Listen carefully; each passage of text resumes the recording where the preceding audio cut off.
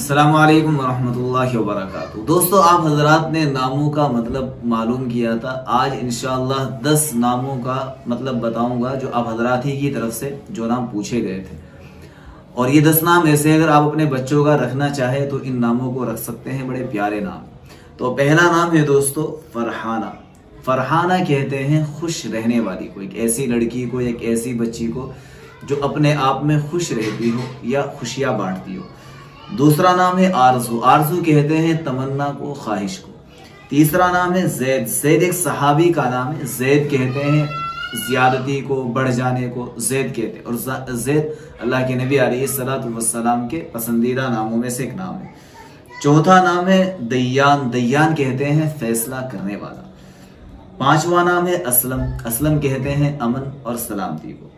छठा नाम है आरिफीन। आरिफीन कहते हैं पहचानने वाला। इसमें लड़कियों के भी नाम है और लड़कों के भी नाम है। सातवां नाम है सऊद। सऊद कहते हैं अच्छे को, मुबारक को।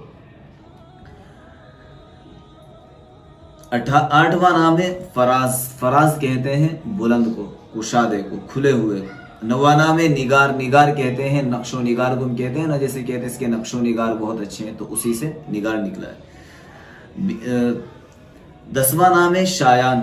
शायान कहते हैं लाइक और मौजू को। तो ये 10 के 10 नाम मिक्स है, लड़कों के भी हैं, लड़कियों के भी हैं।